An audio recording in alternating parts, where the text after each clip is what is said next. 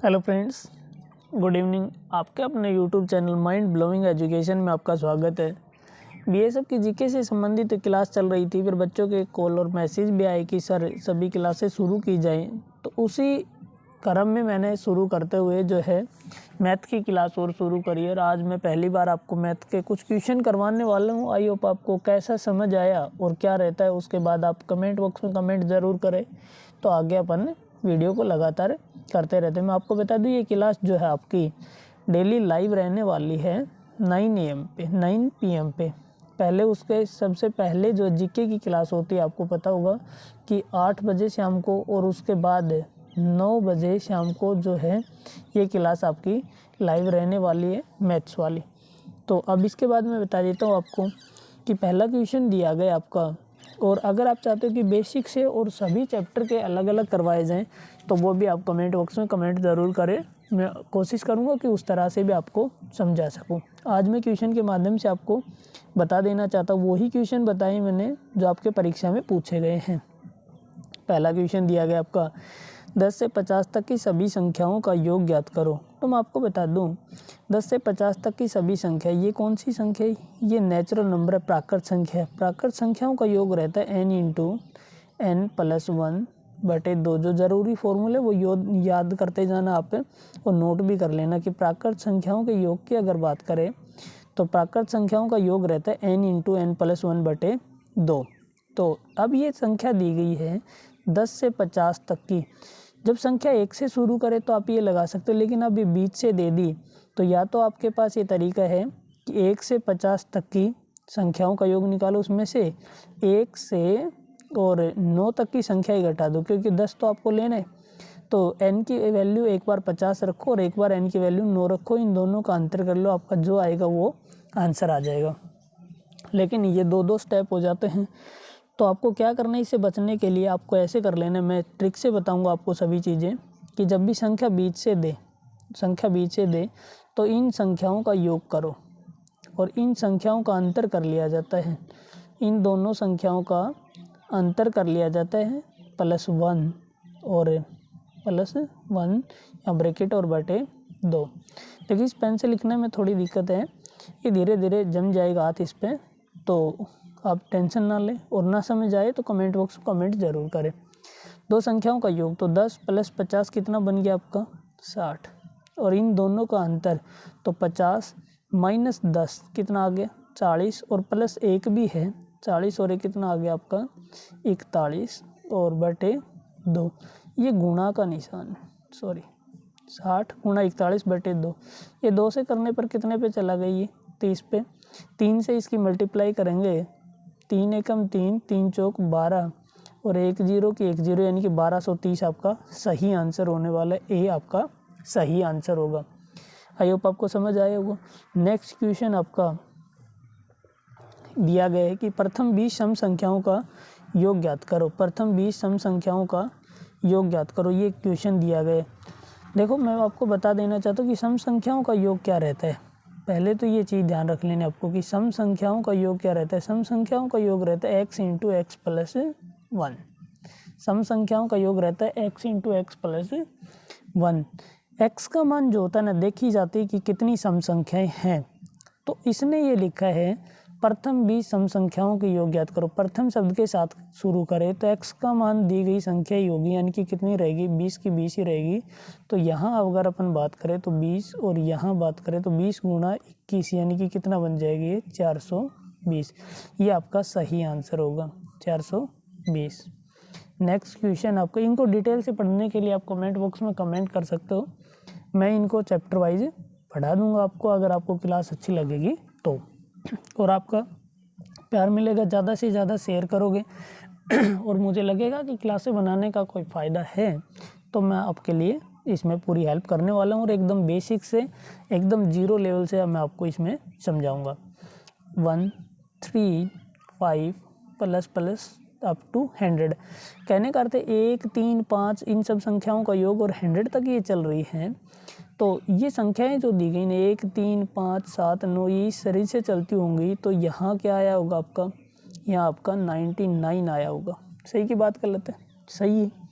अब आपको पता होना चाहिए कि 1 से 99 तक कितनी विषम संख्या है। तो मैं आपको बता दूं, देखो 1 से 100 तक 50 विषम संख्या होती है। और विषम संख्याओं के अगर योग की बात करूं मैं, विषम संख्याओं के अगर योग की बात करूं तो विषम संख्याओं के योग का फॉर्मूला रहता है एक्स स्क्वायर। तो 1 से 50 तक की संख्याओं का योग ज्ञात करूं तो 5 की वर्ग कितनी बन गई 25, 1 0 की 2 0 यानी कि 2500 बन गया। उसके बाद यहाँ प्लस 100 भी लिखा है तो इसे भी ऐड कर लेना है और प्लस 100, तो ये कितना बन गया 2600।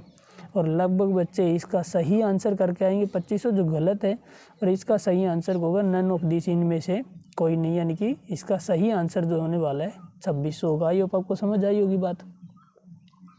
नेक्स्ट क्वेश्चन आपका दिया गया है 20, 30 और 50, इनका HCF ज्ञात करो। देखो ये HCF से संबंधित क्वेश्चन, ये सभी वही क्वेश्चन है जो आपके पेपर में पूछे गए। मैंने आपके प्रीवियस ईयर पेपर से क्वेश्चन उठाए हैं, आपके ही लेवल के सिर्फ।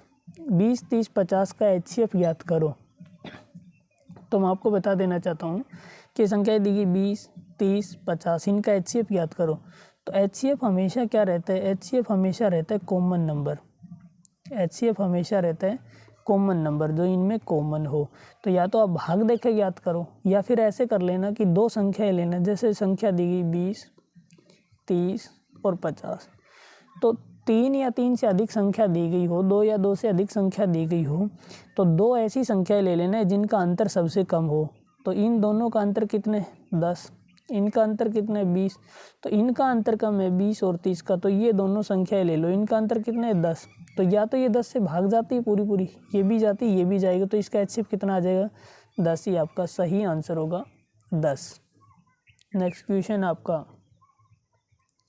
ये क्वेश्चन लिखा गया है, ये एक्सपोनेंशियल का मतलब इसकी पावर दी गई है ये इस तरह से। ये देखो ये गलती से लिखा गया है, इसके ऑप्शन गलती से गलत टाइप हो गए। फिर भी मैं एक बार ये समझा देना चाहता हूँ आपको क्वेश्चन, ऑप्शन मत देखना, इसके ऑप्शन इसमें गलती से गलत टाइप हो गए जो जीके के क्वेश्चन लिखे गए हैं। ये लिखा था 8, तो 8 की पावर 2, देखो कोमा, ये था 8 की पावर 5, ये लिखा 8 की पावर 10 का HCF ज्ञात करो। अपने को इनका HCF बताना है। जब भी संख्याएं पावर के रूप में दी गई हो और हमें HCF निकालना हो तो HCF हमेशा स्मॉलेस्ट पावर होगी, छोटी घात होगी। HCF हमेशा कॉमन नंबर होता है लेकिन छोटी घात होती है, क्योंकि कॉमन, छोटी को तो कॉमन निकाल सकते हैं। जैसे पावर 5 है या पावर 10 है, तो 10 में से 2 पावर निकाल सकते हो आप, और 10 में से 5 पावर भी निकाल सकते हो, तो और 5 में से 2 पावर भी निकाल सकते हो। तो सबसे छोटी पावर कौन सी, 8 की पावर 2, ये कॉमन नंबर है और यही आपका आंसर हो जाएगी। यानी कि इसका आंसर कौन सा हो जाएगा 8 की पावर 2। अगर एलसीएम की बात कर लेता, यही पूछता हमसे कि एलसीएम ज्ञात करो, तो एलसीएम हमेशा बड़ी घात होती है, लार्जेस्ट पावर होती है, बड़ी घात होती है। तो इसका आंसर कौन सा हो जाता है 8 की पावर 10। तो याद रखना कि HCF छोटी घात और एलसीएम जो है बड़ी घात, ये आपका सही आंसर होगा। नेक्स्ट क्वेश्चन आपका, दो संख्याएं दी गई, दो संख्याओं का योग 8 है, दो संख्याओं का योग 8 है और इनका जो गुणनफल है वो 15 है, तो बड़ी संख्या ज्ञात करो। देखो मैं बता दूं आपको, दो संख्याओं का योग आप ऐसे भी मान सकते हो कि x + y बराबर 8 है और x गुणा y बराबर 15 है। तो देखो अब आपके पास दो तरीके, या तो आप इन्हें कि इस तरह से करो कि जैसे इस क्वेश्चन से x + y पूरे की होल स्क्वायर इस फॉर्मूले से, या इस फॉर्मूले से x - y पूरे की होल स्क्वायर से, इससे करो। या फिर आपके पास एक तरीका ये रहता है कि आप इजीली इसे आप ऐसे भी कर सकते हो कि 8 दो संख्याओं का योग है, तो दो ऐसी संख्या लो जिनका गुणा करूँ तो 15 आ जाए और योग करूँ तो 8 आ जाए। तो 5 और 3 लो, 5 और 3 15, और 5 और 3 का योग करूँ तो कितना बन रहा है आपका 8, और 5 गुणा 3 कितना बन गया 15, ये हो गया। अब अपने को बताना है कि बड़ी संख्या बतानी, तो बड़ी संख्या कौन सी हो जाएगी 5, छोटी संख्या पूछे तो कौन सी हो जाती 3, ये आपका सही आंसर होगा। मैथ में तो मैं आपको इतनी खतरनाक ट्रिक बता दूंगा जो है आप पढ़ोगे। मैं ये नहीं कहता मैं सबसे सुपर हूँ, नहीं, और भी बहुत अच्छे अच्छे टीचर हैं, आप कहीं भी पढ़ सकते हो, लेकिन फिर भी मैं प्रयास करूँगा कि आपकी भर्ती के लिए मैं आपको 100% अच्छा दूँ। और आपको अगर अच्छा लगे तो आप ज़रूर ज्वाइन करिएगा और कमेंट बॉक्स में ज़रूर कमेंट करिएगा कि आपको क्लास कैसी लगी। और इसका मतलब बिल्कुल नहीं है कि मैं अपना वो कहता हूँ ना, 10,000 रुपये का साधारण ब्याज की 8% की दर से 5 वर्ष का साधारण ब्याज क्या होगा। देखो, साधारण ब्याज का फॉर्मूला तो आपको सबको पता है कि ब्याज बराबर क्या रहता है। ऐसे लिखने की आवश्यकता नहीं, इतना आसान है, आपको सबको पता होगा। मूलधन गुणा दर गुणा समय और बटे 100 ये रहने वाले। अब ब्याज अपने को निकालना है। मूलधन कितना दिया गया 10,000, दर कितनी दी गई 8, समय कितना दिया गया 5 और बटे 100। 2 जीरो से 2 जीरो कैंसिल, 8 गुणा 5 40, 40 गुणा 100, 40 गुणा 100 ये कितना आ गया आपका 4,000, यानी कि बी आपका सही आंसर होगा। आई होप आपको समझ आ रही होंगी सारी बातें। अब नेक्स्ट क्वेश्चन आपका ये दिया गया है, देखो 580 का 20%। और कोई ये ना समझे कि ये क्वेश्चन तो बहुत आसान है, टफ भी आएंगे लेकिन ये सारे क्वेश्चन जो आपके लेवल के हैं, जो आपकी परीक्षा में पूछे गए, वही मैंने उठाए हैं। 580 का 20% प्रतिशत हटाने के नीचे हमेशा 100 कर लिया जाता है। और प्लस दिया गया 260 का 10%, 260 का 10%। इनकी सबकी ट्रिक बताऊंगा मैं। देखो 2 जीरो से ये 2 जीरो कैंसिल हो गई आपकी, और 2 जीरो से 2 जीरो ये कैंसिल हो गई आपकी। 58 दूनी 116 होता है, और 26 गुणा ये कितना आ गया 26, 6 6 12, 2 और 3 और 1 4, 142, यानी कि बी आपका सही आंसर हो जाएगा 142। आइए, आप होप आपको क्लास समझ आ रही होगी, तो कमेंट बॉक्स में कमेंट ज़रूर करें कि कैसा लगा आपको, और वीडियो को लास्ट तक ज़रूर देखें। और इसकी पीडीएफ के लिए भी आप टेलीग्राम ग्रुप ज्वाइन कर सकते हो, वहाँ इस क्वेश्चन की पीडीएफ भी मिल जाएगी, आपको करके भी देख सकते हो आप बाद में भी। नेक्स्ट क्वेश्चन दिया गया आपका, एक वर्ग की भुजा 12 सेंटीमीटर है, तो इसका क्षेत्रफल क्या होगा। देखो मैं आपको बता देना चाहता हूँ, एक वर्ग होता है ना, वर्ग की सभी भुजाएं बराबर होती है, आपको सबको पता भी होगा। वर्ग की सभी भुजाएं बराबर होती है, ये 12 है तो ये भी कितनी है 12, ये भी 12 और ये भी 12। वर्ग की इसका क्षेत्रफल, वर्ग का क्षेत्रफल होता है ना भुजा गुणा भुजा, ए मानते भुजा तो ए स्क्वायर हो जाता है, तो ए स्क्वायर हो जाता है। तो भुजा गुणा भुजा यानी कि 12 की वर्ग, 12 की वर्ग कितनी बन गई 144। लेकिन ध्यान ये रखना है कि सेंटीमीटर है तो इसकी वर्ग करेंगे तो सेंटीमीटर ये क्या बन जाएगा, सेंटीमीटर स्क्वायर बन जाएगा, यानी कि 144 वर्ग सेंटीमीटर ये आपका सही आंसर होगा। आज अपन 10 क्वेश्चन करने वाले हैं। अगर ये क्वेश्चन क्लास आपको अच्छी लगेगी तो मैं लगातार इसमें, क्योंकि आपके 25 क्वेश्चन आने वाले हैं, तो मैं डेली 25 क्वेश्चन के ही सेट कराऊंगा फिर आपको आगे। और मैं आपको इनके तरीके भी बताता चलूँगा कि फास्ट करने के तरीके क्या होने वाले। ये आज का लास्ट क्वेश्चन है और अच्छा क्वेश्चन है। एक व्यक्ति घर से बाजार की दूरी जाते समय 20 किलोमीटर प्रति घंटे की चाल से तथा वापस आते समय 30 किलोमीटर प्रति घंटे की चाल से चलता है। औसत चाल ज्ञात करो। देखो औसत चाल आपको निकालनी हो ना, और कोई बराबर दूरी तय करता हो, तो आप इस फॉर्मूले से निकाल सकते हो 2xy बटे x प्लस वाई। लेकिन ये बराबर दूरी, अगर जाते समय घर से बाजार की दूरी 20 किलोमीटर तथा वापस आते समय, तो जितनी दूरी गया उतनी ही दूरी आया, तो बराबर दूरी है, तो इससे निकाल सकता, अन्यथा ही गलत हो जाएगा।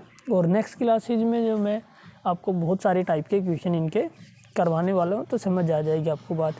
तो 2x की वैल्यू आपकी कितनी रहने वाली 20, y की वैल्यू आपकी 30, और 20 प्लस 30 आपका कितना बन जाएगी 50। 1 जीरो से 1 जीरो कैंसिल, 5 से कितने पे चला गया 6, 6 दूनी 12, 12 दूनी 24। तो ये आपका सही आंसर हो जाएगा 24 किलोमीटर पर आवर। तो किसी भी परीक्षा के लिए ये क्लास आपके लिए बहुत महत्वपूर्ण होने वाली, इसको ज़्यादा से ज़्यादा शेयर करें। आई होप आपको समझ आई होगी, नहीं समझ आई तो भी और समझ आई तो भी, कैसा लगा आपको कमेंट बॉक्स में कमेंट ज़रूर करें। Thank you.